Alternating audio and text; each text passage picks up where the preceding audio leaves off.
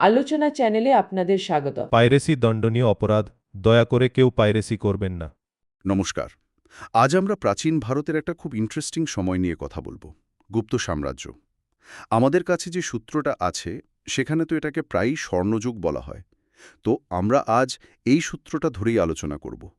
মানে ঠিক কেন এই যুগটাকে এরকম বলা হয়, এর প্রশাসন, সংস্কৃতি, এই দিকগুলো একটু খুঁটিয়ে দেখব।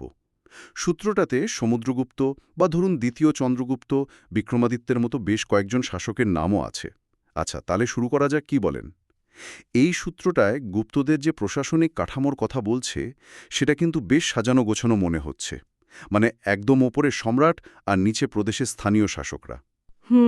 চন্দ্রগুপ্ত প্রথম, তারপর সমুদ্রগুপ্ত, দ্বিতীয় চন্দ্রগুপ্ত, কুমারগুপ্ত, স্কন্দগুপ্ত, এই নামগুলোই তো পাচ্ছি আমরা, তাই না? হ্যাঁ, প্রধানত এদের কথাই আছে। আর সূত্রটা যেভাবে বলছে, মানে সমুদ্রগুপ্তের ওই সামরিক দিকটা আর দ্বিতীয় চন্দ্রগুপ্তের সময় যে শিল্প সংস্কৃতি বা অর্থনীতির উন্নতি, ঠিক। সেটা বেশ চোখে পড়ার মতো। এই প্রশাসনিক ব্যবস্থাটা আসলে কতটা গুরুত্বপূর্ণ ছিল, মানে এর প্রভাবটা কেমন ছিল? হ্যাঁ, দেখুন, সূত্রটা থেকে যা বোঝা যাচ্ছে, এই যে একটা কেন্দ্রীয় সুসংগঠিত প্রশাসন, এটা কিন্তু একটা স্থিতিশীল অবস্থা তৈরি করেছিল।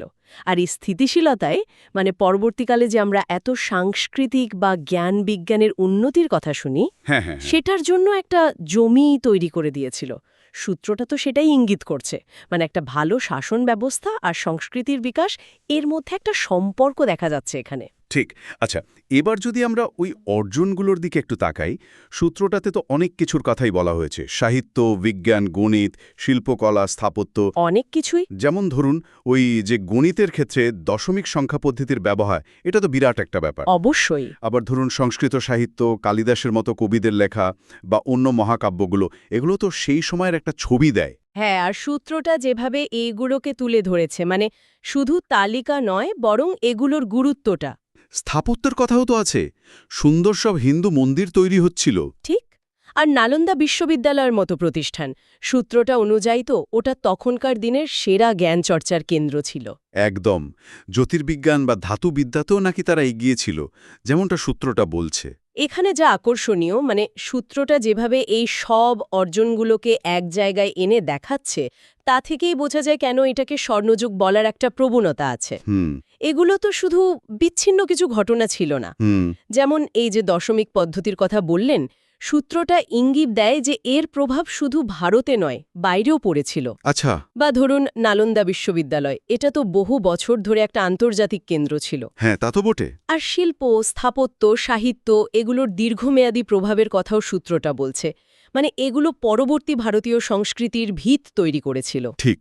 তো সব মিলিয়ে সূত্রটা একটা অত্যন্ত উন্নত, সমৃদ্ধ সময়ের ছবিই আঁকছে আমাদের সামনে।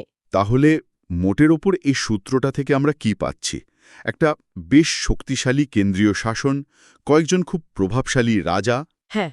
আর তার সাথে সাথে সাহিত্য, বিজ্ঞান, শিল্প, শিক্ষা, এই সব দিকে দারুণ উন্নতি। একদম।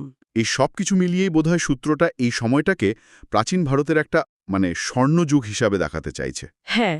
সূত্রটা সেভাবেই বিষয়টাকে উপস্থাপন করেছে। বেশ। তবে আলোচনা শেষ করার আগে এই সূত্রের তথ্যের উপর ভিত্তি করে একটা প্রশ্ন কিন্তু মনে আসছে। বলুন। এটা একটা গুরুত্বপূর্ণ প্রশ্নও বটে।